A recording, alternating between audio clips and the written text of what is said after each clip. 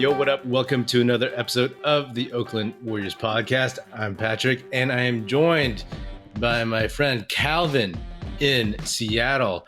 What's up, Calvin? Yo. How's it going? Yeah. I was gonna be like, I'm good. Yeah, I was gonna be like, I'm good. But then I just, for a nanosecond, I forgot. So Calvin is on this big Warriors group text that I've talked about before. And it's a bunch of dudes that, for the most part, I don't actually know who they are. But as the years have gone by, I've gotten to know them from their Warriors fandom, from their hot takes, and from their good jokes and bad jokes. So it's good to have you on the show for the first time, man. Welcome. Thanks, Patrick. Yeah, it's good to be on. So I always ask this, and you're my first new guest in the postseason. So real quick, I just always like to ask guests what their Warriors fandom background is. So like how long you've been a Warriors fan? What's that been like for you? Oh yeah. Let's see. I think it's been 20 something years. So not as deep as most. Like deep Warriors fans. Definitely not as deep as most of the guys on that thread. But I've always been kind of like a casual follower, but I started to really, really get into it, around college time. Was a long time season ticket holder, a lot of like losing seasons. Right. It's just been, I think, that first year, 2014, 2015, I had just moved out of the Bay Area and was watching from afar. Right. Like, remembered I had my first kid during that time too. And so remembered watching that finals, like screaming quietly because my newborn was, sleeping upstairs. So that was a really great experience. But since, last couple of years, we've been on this thread together, it's been pretty deep. So Yeah. So I imagine that, the screaming after this 116-100 loss to the Celtics, I know I was screaming a little bit. What are your impressions? The Warriors are now down 2-1 in the finals. And how'd you feel about this game? I mean, it just felt like it was really winnable, throughout the entire game. I remember we were texting back and forth, and I was thinking, okay, we made this big run in the third, kind of came back to sort of even things up. Shooting had sort of evened out. And I was just thinking, okay, we need to sustain this into the fourth. We just lost it in the first couple of minutes of the fourth. That's I think what sort of did it in. And then they took the momentum back, tightened up on defense. We put a smaller lineup in, and that was the end of it in my opinion. Obviously, Game 4 is going to be huge. Definitely cannot afford to go home down 3-1. This game is like, I'm looking at the rebounding totals because you're talking about the Warriors going small, and it was 47-31. So out rebounded by 16. We got 2/3 of the rebounds that the Celtics had. And, it's only been 3 games, which is a lot, but it's relatively small sample size.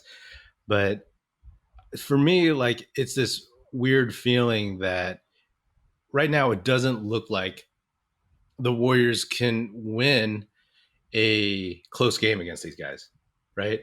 Like, and it's kind of an odd thing to say. Like, I feel like they need a blowout like they had in Game 2.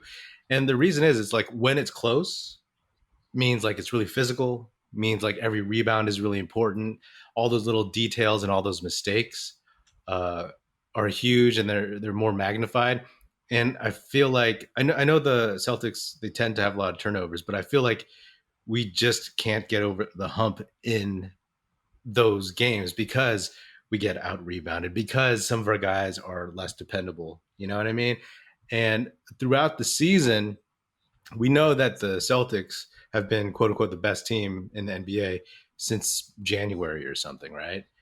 And the Warriors, they had levels of inconsistency. And for me, it's like in games like this, we're seeing who they are, right? Like eventually that inconsistency against a really good team will start rearing its ugly head. You know what I mean? I feel like that's what's happening here. And then also the fact that the Warriors seem to be, the one block in the fourth quarter where Klay drove and Jaylen Brown just swatted him, right? Like Yeah, you can see that coming a mile away, right? Like that's kind of like totally. the story. So like this idea that they're uh, less athletic and not as big as the Celtics. I mean, beyond this game, and I know it's like kind of gut reaction because the feelings from this loss are pretty raw right now. But like, how are you feeling just about what you're seeing from these two teams and what the Warriors' chances are moving forward? Yeah, I mean, I totally agree with you. It doesn't feel like we can win these tight endings. Like even if I go back to the first game, right? Like first two quarters, like it seemed like we were playing well, but it was kind of tight, and I think we went into halftime down too, right? It was like they sort of closed in at the end. I think defensively we're just not quite there. Like Klay is obviously not the player that he Yeah. was defensively. Like there was like a couple of like bad closeouts, I think, in this game, and he just he's not able to stay in front of his man as much as he used to be able to, right? So and then when we do put, GP2 in, who's obviously still hurt, we just get beat on rebounds. I mean, today, I think really Smart owned him. I think today, he was really on top of GP2. Also, Tatum scored on him a couple times. You saw there was a couple plays where sort of GP2, you saw him like walking back, kind of like muttering to himself, like, "Oh my god, I can't believe he made that shot." Yeah. That bank I shot. think it happened Yeah. like two big shots like that from Marcus Smart. So I agree with you. Like really, I felt like coming into the fourth quarter today, like that feeling of like, okay, we really need to sustain, this performance that we're like closing it out on in the third, to build like a 10-point lead, and that's Hmm. really when it starts to feel comfortable. Just thinking back throughout the season, you're right. Like there's been some good games that we closed out that were tight, but it wasn't really like those old times, like those old championship teams where it's like, okay, it doesn't matter, right? Like if it's really close, we're gonna pull it out, and against this team, I think I agree, man. It's just I think we got to be on top of it. This is definitely a team right now. Like the way it is, it's like it cannot impose its will like the old teams, and that's fine, right? There's a lot more parity. Yeah, There used to be fans who expect like a team that's just going to annihilate everybody. They've never seen like real basketball. Like the dynasty wasn't real basketball, right? no, no, I think Steve Kerr, when the Warriors were bad in like 2020 or something, this is like now they see what real basketball is like, or how the right, rest of the league is. But yeah, like because in these closer games, I just see that they're not making those little plays, those little winning plays, yeah, and I mean this one from the outset, right? Like you expected the Celtics to jump on them from the start, right? Like yeah, first finals game at home in like over a decade, I think. right, And they weathered it, but then once the Warriors like stopped them, all of a sudden the Celtics went on another run. And if it wasn't for, I mean, that's the thing, they got back into this game in the third because of like a flurry of shots, right? All of a sudden they hit eight in a right, row, and they got to single digits, and like that's how they need to beat this team. And I just don't right, know if they have enough, right? Like Klay, he had a better shooting game for sure, but I don't know. Like right now, it just doesn't look great, right? And I'm not saying here like doom and gloom, but like if you get Steph 12 for 22, 31 points, Klay 7 for 17, not that great, 5 for 13 from three, but he still had 25. And then you had Poole, 4 for yeah, 8, 10 points, but relatively yeah, a low non-factor. Yeah, impact. It's like you need more. And Jeff Van Gundy said that this Warriors team, they look like unathletic. And I look at it a couple ways, right? Like it's like if the Warriors go on to lose this series, it's like, oh, the core is too old. And then if the Celtics lose, it's like, oh, the Celtics, they got the taste. They're young. They just were, yeah, they'll be too back next young. year. Yeah, Yeah, but it's also like to me, I look at the Celtics and more of their guys are in their prime or close to their primes. I mean, you have Jaylen Brown and you have Jason Tatum, who are good enough to be like close to their primes when they're 25, 24. And then Al Horford's old, but he does what he has to do. And then Marcus Smart is in his prime. I mean, he's still like in his late 20s, maybe he's 30. I'm not sure. But then you have the Warriors. They have their core who are kind of in their late primes, and then they have like their young guys who are not there yet, who they're not playing yet. So it's Right. like in that way, to me, it's like, oh, okay, like that is another problem with this matchup. It's not because they're too old, but it's just like, oh, this team, the Celtics team, is just right Right. there, ready Right. to go. You know? Yeah. Yeah. I mean, you could see it kind of in that fourth quarter. We like lost a lot of the 50-50 balls, Mm-hmm. and that's, a lot of that is athleticism, I think, and another like analog to this is, that first Kawhi championship with the Spurs, right? Like, do you remember he sort of took over? I think he won Finals MVP that year. And if Mm-hmm. Poole is going to be that player for us, like he has to be there big, right? Because we're in kind of in this in between transition period, sort of before Kaminga is ready, before Moody's really ready, right? Hopefully Wiseman comes back, right? And so, while we're like to your point, while we're in this transition period, really like Poole would have to be he'd have to be the guy, right, to like have a big game. Like coming into this, it's been clear to me for a while that we basically for this series we need to have two of our shooters kind of going off to have a chance. Like it's not going to be like like Steph alone, no chance. Poole alone, I'm not really seeing it. Klay alone, we haven't seen that in a while. But Yeah. I mean, he would have to go like supernova, right? Like something crazy. But yeah, we basically had two of our shooters, decently going today, and it wasn't enough, even with a steady game from Wiggs, right? It concerns me for sure that after three Yeah, games, Poole hasn't figured out how to get going a little bit. We yeah, were yeah. What do you think that is? I mean, I've said for a while that when teams actually just focus, I mean, on Poole, and I feel like the Celtics, they scouted him well. They know what he does. In the first game, he did a lot of dancing, and they weren't going for his in and out dribble. They weren't going for like a lot of his fakes. And then Rob Williams has been erasing everything underneath the Yeah, basket, and he hasn't gotten his free throws right. Like one of the things that Poole is good at is getting to the line where he getting nails to the every line. Yeah, shot. And except for tonight, when he missed that first one, I was like, yeah, that sounds about right. When he missed that, I was like, he's missing this shot because he's feeling a little shook. But once Rob Williams can block his shots and not get the calls, then all of a sudden you take that away from him. On the group text, right? Like I think it was Jose. He was like, "Sit Poole," and I was like, "Rob Williams is out of the game. If you're gonna hopefully have Poole get loose, it'll be when he's out of it, right? Because he's getting yeah, guarded by Peyton Pritchard, who's doing like a decent job, but part of it he's doing a decent job because if Poole gets past him, there's Rob Williams there just ready to just erase him. So I yeah, think that yeah, has him thrown off. But the other thing too is like he's a playmaker, right? That's one thing that he's good at, and he just hasn't been able to do that either. I mean, the Celtics yeah. defense, they're just tall dudes who are still Rangy. athletic and Yeah, are able to just they're well coached.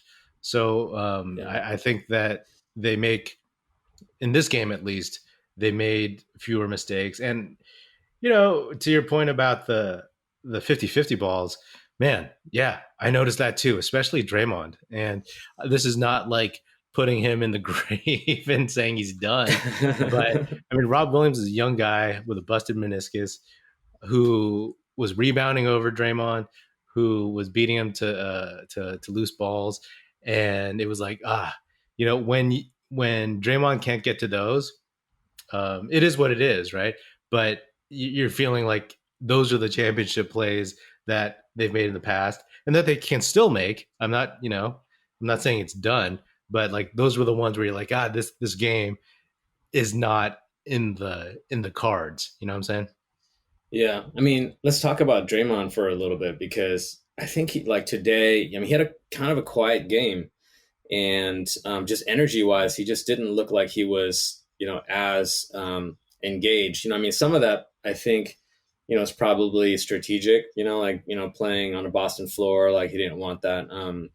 He don't want to get in foul trouble. I mean, he did eventually also foul out, right? But yeah, like there's a couple of plays there where I just didn't see sort of like the same fire that you normally see out of him, right? Like to win Yeah. those, to your point, those 50-50 balls.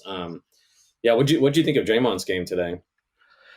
I mean, the things that frustrated me about Draymond were some of those.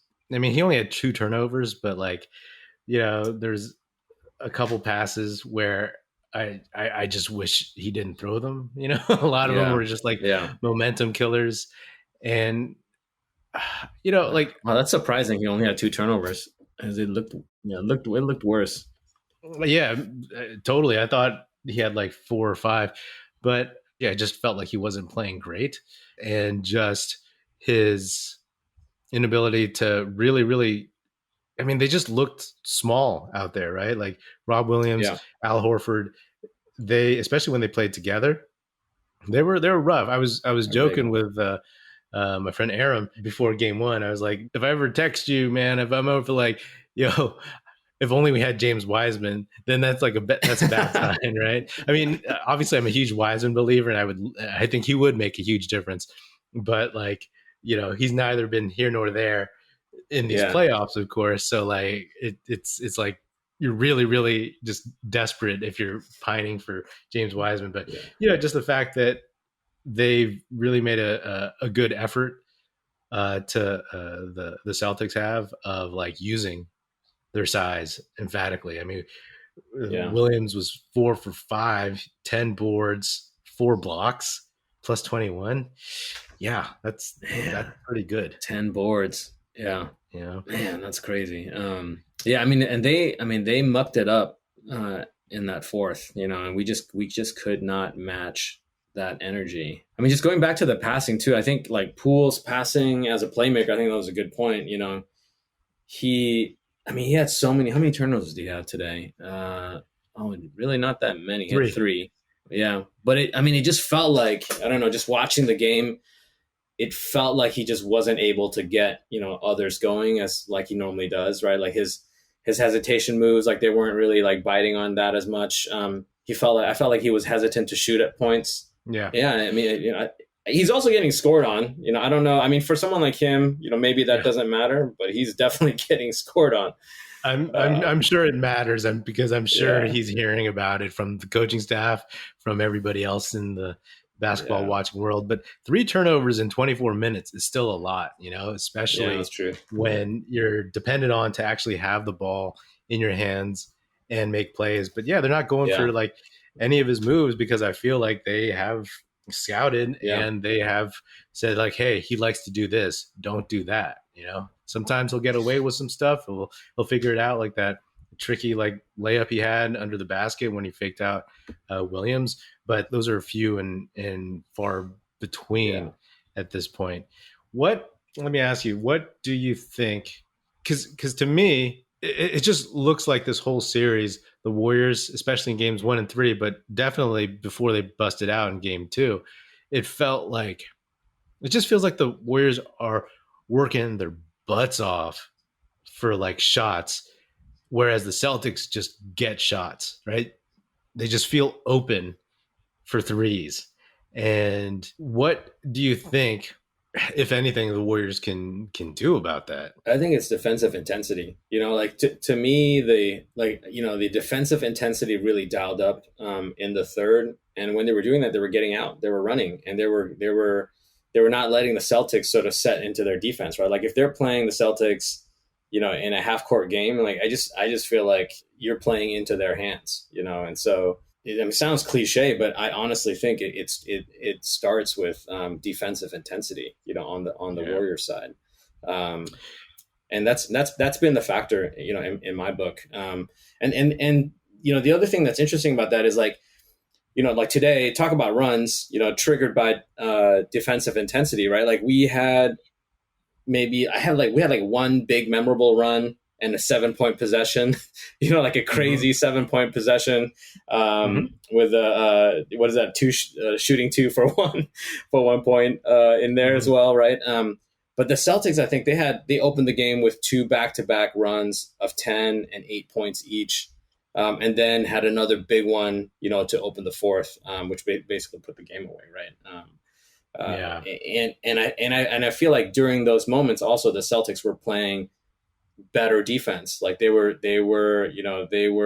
just had more intensity on the defensive end. They came out strong on defense, and that's what allowed them to get open and get out and run. So yeah, to me that's the key, and I think that's probably harder to sustain when you're kind of towards the end of your, like the sort of end of your prime, right, or the upper end of your prime, and maybe also mentally, because you have this like mental game of like, I've been here, we know, I've got ultimate confidence, I know we can always, we got to be close, and then we can finish it off. Yeah, there was this one sequence in the third quarter, right? The Warriors, I was actually really curious to see if they would be able to put on a third quarter run, and they actually did, because I figured like that's one thing that the Celtics were keyed in on, and that actually gives me a good deal of hope, knowing that the Celtics were probably very, very attuned to the third quarter and how they played and stopping the Warriors, not letting them get off, but they did anyway. But there was that one sequence, right? Like it was like a Steph missed layup, and then he got his fourth foul by trying to pick Marcus Smart's pocket, and then Marcus Smart got free throws, and then it was like a turnover, and that's just all this stuff. And I was like, oh man, just, like you giveth and taketh I think there's away. There's a dunk in there. Yeah. Oh, God, those were backbreakers, because to me, like that gave the Celtics confidence, right? Because I'm sure to some extent it's like, oh boy, here it comes again, here we go again, But then all of a sudden, if you can actually get some confidence by having that sequence, if you're on the Celtics, then you're like, okay, we can settle, and we can like manage this. And I feel like that's, the Warriors still played well. The rest of the third, they got it down to what, 4? We were up by 1, or we were up by 1 or up by 2 or something like that. Yeah, we got a lead, but then we ended the quarter, I believe, down by 4. I could be wrong. Or Steph left the game when they were down by 4. I forgot, but it was close. Yeah, the fourth quarter, I was like, okay, right? I was like, okay, like Steph is going to play the whole fourth quarter. Let's see if he can like go off.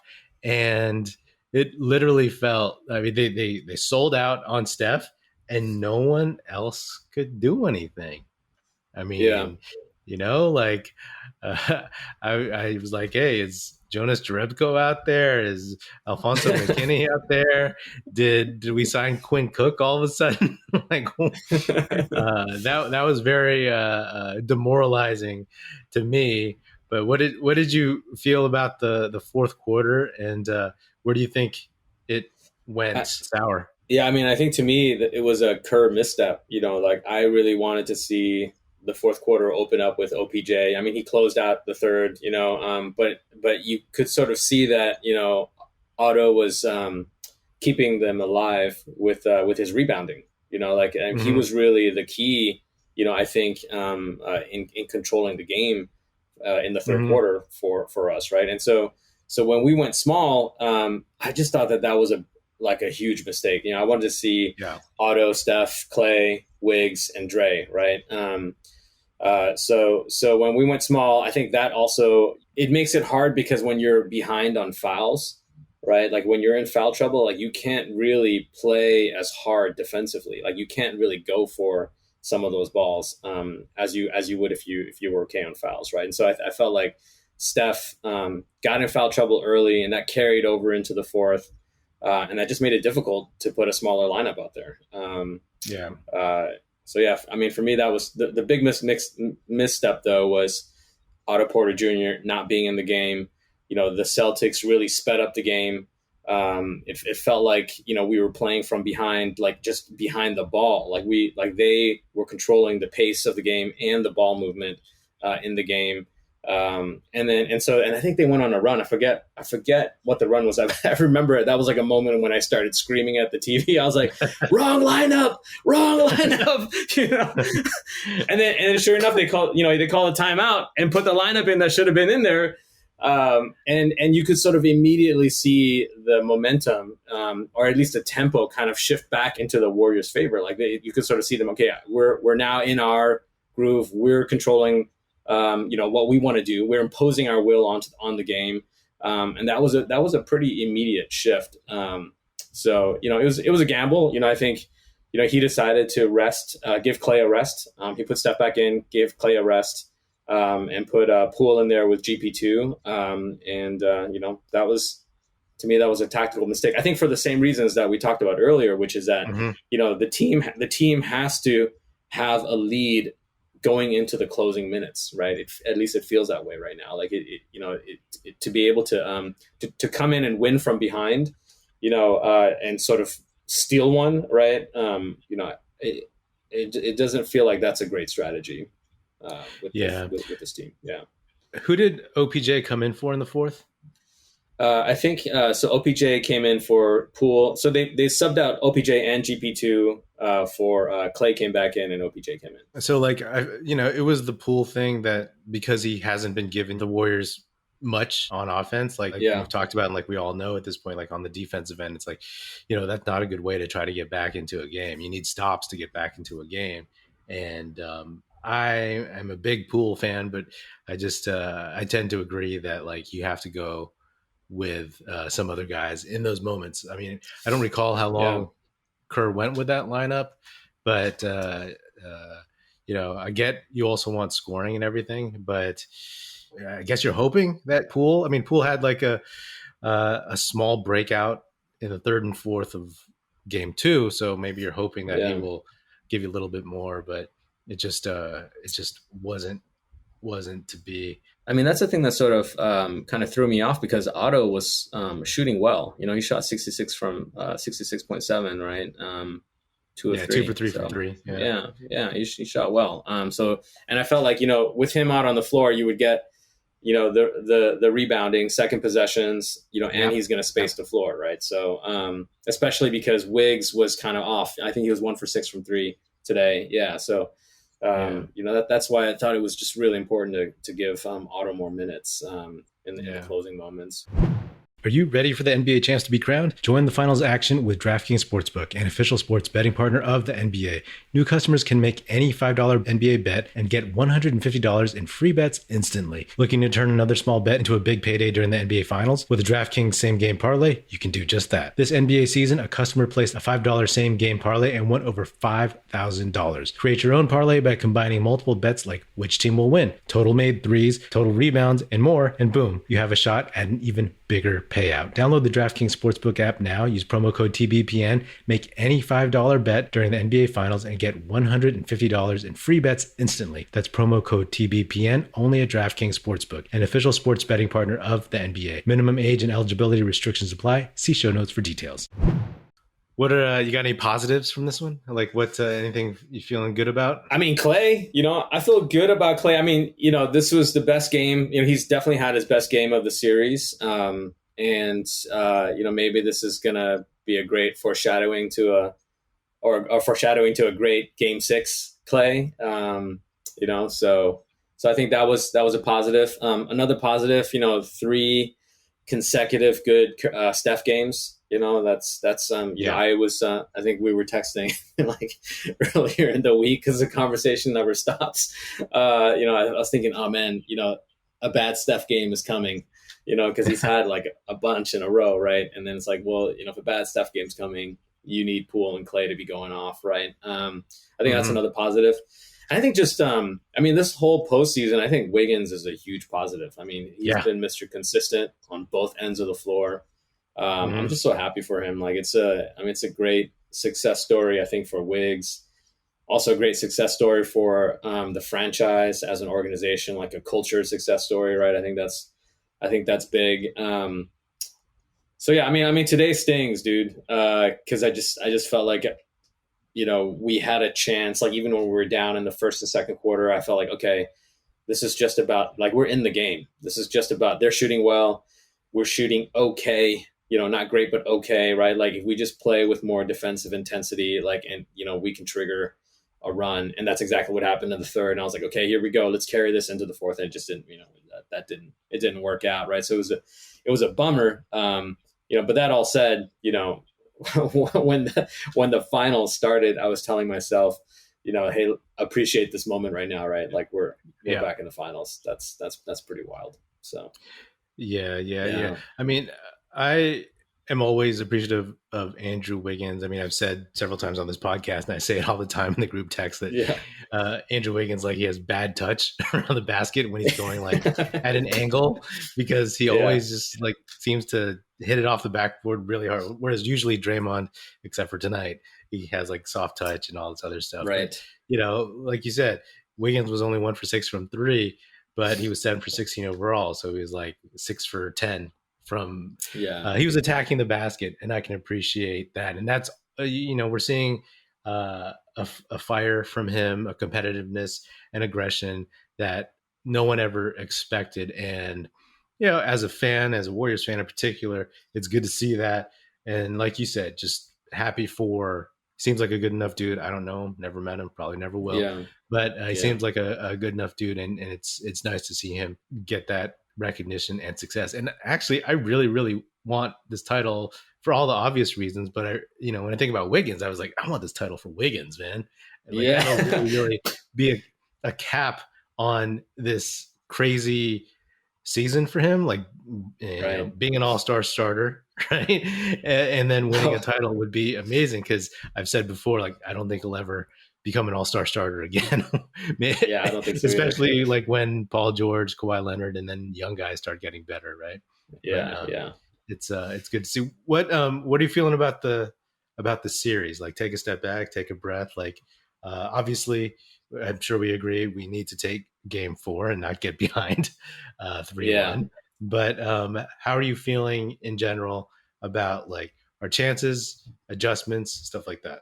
I mean, I think I'm always gonna have faith. I haven't seen anything yet where I'm like, I'm definitely not hanging my head and saying, hey, it's over. Like, there's no way. Like, we're so in this. I think if we just play with more intensity coming out, I think we're going to be better off. So my hope is that, like, the takeaway, my guess is that in the locker room, that's what they're talking about. It's like, hey, we were in this game the entire time, and I think that if we carry that, if we say, okay, look, come out with intensity, in the first half, so that you're not sort of depending on this third quarter, to rescue, but instead extend the lead and make it, make the Celtics play from behind. I think we have a good chance. We need to win 2 games in a row, right? Somewhere along the lines. So hopefully we'll take the next one, and then our home game, and then we're right back on track, right? I originally said Warriors in 6, but I'm hoping for Warriors in 7 right now. Yeah, I mean, there's definitely like trends and tendencies which are concerning, and we've talked a lot about them already.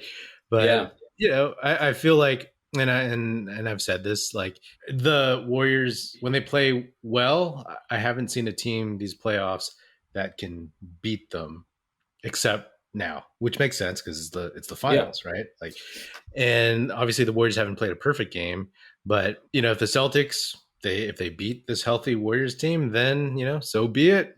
It wasn't like, oh, Steph was hurt, Draymond was suspended, Klay was hurt, whatever. So we would go out with like our best guys, and if they just weren't enough, they weren't enough. But what I'm really, really hoping for and waiting for is these high variance Celtics that I didn't watch much of the Eastern Conference Finals, but like that I heard about.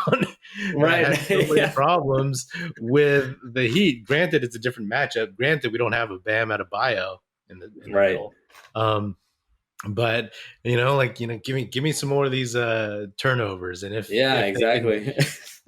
if they can be like the team that got whooped in the second half of Game 2, then they can be a team that gets whooped in the first half of Game 4. So we'll see how it plays out, and I guess that's why they play the games. Right. Yeah. I've been waiting for that Jaylen Brown with no handle, right? Like, where's that guy?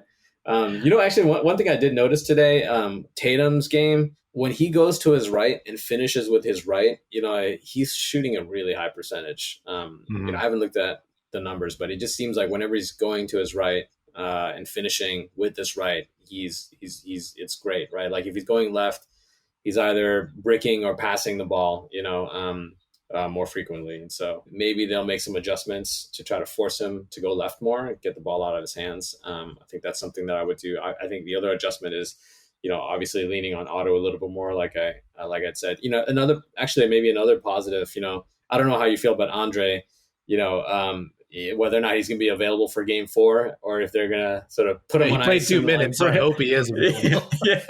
Yeah. Impactful minutes too, by the way, right? Like that first minute, I was like, oh my God, like he just came in and like, I don't know who he was defending. It was either Marcus or Jalen, but he, definitely, prevented him from making a move underneath the hoop. So, but that's another, I think we need a little bit more out of Andre. I'm hoping to see a little bit more out of Andre. Let me ask you one last thing in relation to the Raptors in 2019. For me, playing the Raptors, it just felt like, man, Steph has no help. KD's out. When Klay went out, it was over. There's no one else who could score. When Klay was out, I think he missed a game with like a knee injury that series. And that felt dire.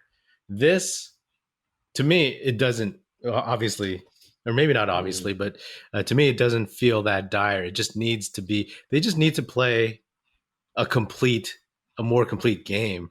And their ability to just kind of get away with stuff during the regular season, and then also not get away with stuff because there were some bad losses in the regular season, right? Like those are the things that are those non-championship habits. Like those are the ones that peak out right now, and it's costing them in opportune moments. But like, how does this series feel for you compared to the 2019 finals? Yeah, I totally agree. This doesn't feel insurmountable, whereas, it just felt like that series, it was just a foregone conclusion, once it was just like Steph out there by himself, and I think he was hobbled too. Right. I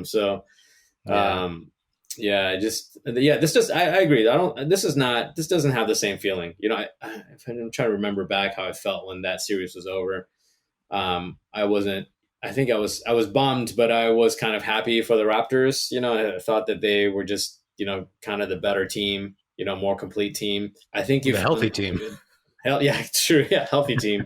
And this feels a lot closer. I think, like you said, if we play a complete game, come out strong, try not to lean entirely on those third quarters, then I think we got a good chance.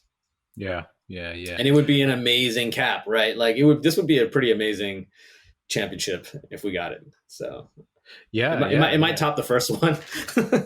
Oh, I don't know about that, man. You got to really like take a step back, watch some clips, and think about that one because that one was phenomenal. That's true. I will say about Jason Tatum. I did have the question, like if he is that guy before this series. I haven't seen it yet.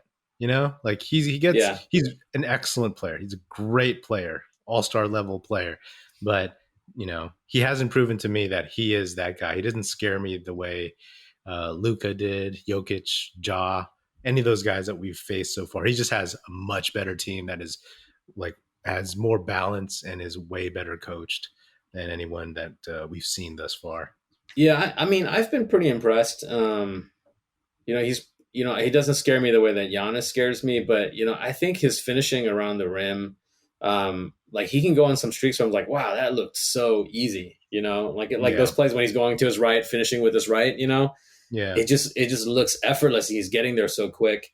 And then I think in the first game, he had like 12 assists or something like that. Right. So, he's passing out quick. You're right. Like they're knocking it down, so there's that, but he's definitely, that's all offense triggered by him. Right. So, there's not maybe the consistency. Like it seems like at points, he's not sustaining that performance through the entirety of the game. It's kind of what it feels like to me, but I've seen flashes where I'm like, wow, this guy, I could see why he could go off for 50, he has, right? Like this postseason. I could see that. I'm glad he hasn't yet. So, but I'm sure the Boston fans are like, oh, it's coming. It's coming. Yeah. There's one every series. If he proves it to me, then I think you're right, though. I think it is that consistency where it's like in the 2019 finals, like, obviously Kawhi, his consistency of hitting that mid-ranger and just playing defense and just being that reliable dude. And Tatum hasn't really done it. Although, he's had some really solid games overall, and he's contributed, and so he had some great passes tonight. So again, I'm not saying he's garbage, but like he just hasn't scared me as much as a wide open Jaylen Brown 3-pointer in the first quarter, apparently, because I'm like, it's going in, man. Get out on that dude. Get out on that dude, Yeah, man. In game one, we just let them get into a rhythm with that in that first quarter, right? And I think that's the thing with Jaylen. Like if you let him get into a rhythm, like you said, like he had that shot in the first quarter, right? And you just felt like, oh my gosh, he's just gonna get his today, and he did. Yeah. He just carried that rhythm all the way through. So yeah. But anyways, cool, man. Well, thanks for coming on the show, man. Yeah, thanks for having me. It's fun. It feels like we talk about the Warriors, like. I feel like I talk to you all the time, like pretty much continuously, like all season for like the last however many years we've been doing this. So it's good to do it, more continuously in a conversation like this, as opposed to. For listeners out there, this is the actual first time I've ever spoken to Calvin. We're remote, but like it's the first time we've actually talked to each other in outside of texting. So right, I don't even know what his voice sounds like until now. So. Anyway, that's another episode of the Oakland Warriors podcast. Be sure to subscribe wherever you get your podcast. Feel free to hit me up on Twitter at Patrick Lupino or at Oakland Warriors. Check us out, oaklandwarriors.com. And be sure to check out our YouTube channel, youtube.com/Oakland Warriors. Also check us out at oaklandwarriors.com, and be sure to tell your fellow Warrior fan friends to tune in and listen to the Oakland Warriors podcast. It's produced by National Film Society and is a part of the Basketball Podcast Network. And if you're so inclined, please do leave us a 5-star rating on Apple Podcasts and or Spotify, and leave us a nice review on Apple Podcasts. That would be hugely helpful. Thanks for listening. That's it. Music in this episode provided by Paper Sun. Special thanks to Paul Amardo for production support. See you next time, and go Dubs.